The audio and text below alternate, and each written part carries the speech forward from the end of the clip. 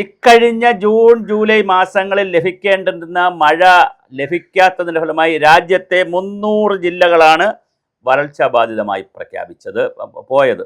അതിൽ 115 എണ്ണം രൂക്ഷമായ വരൾച്ച ബാധിത ജില്ലകളായി പ്രഖ്യാപിക്കുകയും ചെയ്തു. കൂടുതലും വടക്കേ ഇന്ത്യയിലായിരുന്നു. പസഫിക് ഓഷനിലെ എൽ നിനോ പ്രതിഭാസത്തെ തുടർന്നാണ് അങ്ങനെ ഒരു തീരുമാനമെടുത്തത്. എന്നാൽ കഴിഞ്ഞ 2 ദിവസമായി രാജ്യത്ത് കേൾക്കുന്ന വാർത്ത അതീവ ഗുരുതരമാണ്. ഇതിന് സമാനമായി 10,000 കിലോമീറ്റർ ദൂരത്തിൽ ഏഷ്യയുടെയും ഇന്ത്യയുടെയും ഭാഗത്തുള്ള അന്തരീക്ഷത്തിൽ മൺസൂൺ പാത്തി രൂപപ്പെട്ടിട്ടുണ്ട് എന്നുള്ളത് ഇന്ത്യൻ ശാസ്ത്ര സമൂഹത്തെ അത്ഭുതപ്പെടുത്തിയിട്ടുള്ള കാര്യമാണ്. എങ്ങനെയാണിത് സംഭവിച്ചതെന്ന് ഒരു പിടുത്തവുമില്ലാതെയാണ് ശാസ്ത്ര സമൂഹം നിൽക്കുന്നത്. അപ്പോഴാണിത് വടക്കേ ഇന്ത്യയിൽ നിന്ന് വരുന്ന വളരെ കൃത്യമായ ഒരു വാർത്ത.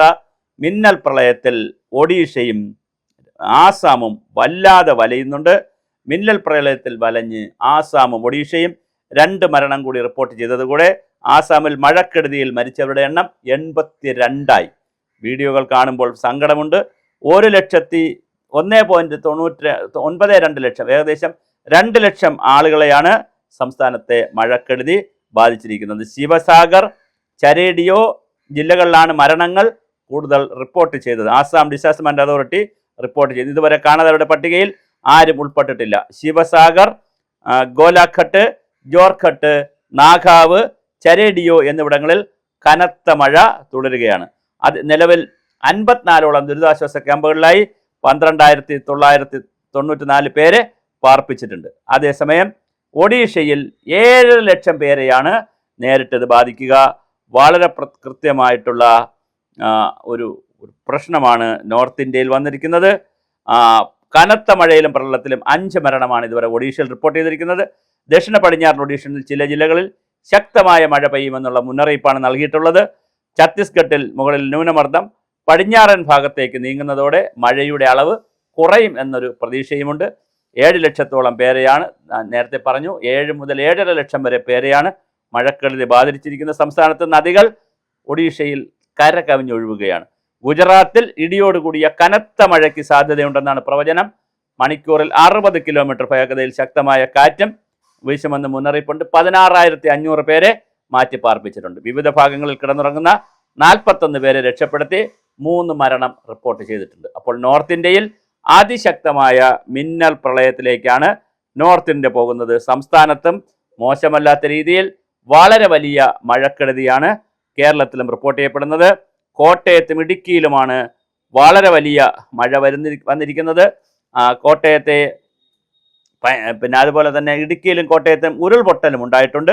ഇടുക്കി കുടയത്തൂർ അടൂർ മലയിൽ ഉരുൾപൊട്ടി. മഷികല്ലൽ രവിയുടെ വീടിന് മുകളിൽ മണ്ണിടിഞ്ഞ് വീണ് പൂർണ്ണമായി നശിച്ചു. കോട്ടയം പയ്യാനിത്തോട്ടത്തെ ഉരുൾപൊട്ടലിലും വീട് തകർന്നിട്ടുണ്ട്.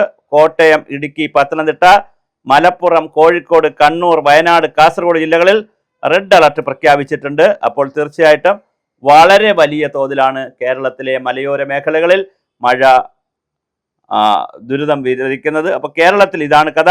രാജ്യത്തിൻ്റെ കഥയും മറ്റൊന്നാണ്. അപ്പോൾ കഴിഞ്ഞ 2 മാസക്കാലം ആദ്യരൂക്ഷമായ വരൾച്ചയായിരുന്നുവെങ്കിൽ വളരെ പെട്ടെന്ന് തന്നെ ആദ്യരൂക്ഷമായ വെള്ളപ്പൊക്കത്തിലേക്ക്, മിന്നൽ പ്രളയത്തിലേക്ക് പോകുന്നു. ഇതിൻ്റെ പേരാണ് കാലാവസ്ഥാ മാറ്റം. ഇങ്ങനെ വളരെ പെട്ടെന്ന് ചെറിയ കാലയളവ് കൊണ്ട് മഴയും വേനലും ഇങ്ങനെ മാറി മാറി വന്നാൽ ആ നാട്ടിലാണ് ഈ പറയുന്ന പോലെ ഒരുപാട് പ്രതിസന്ധികൾ സൃഷ്ടിക്കപ്പെടുന്നത്. ജീവജാലങ്ങൾക്കും മനുഷ്യർക്കുൾപ്പെടെയുള്ളവർക്ക് അതിനെ പ്രതിരോധിച്ചുകൊണ്ട് ജീവിക്കുക എളുപ്പമല്ല.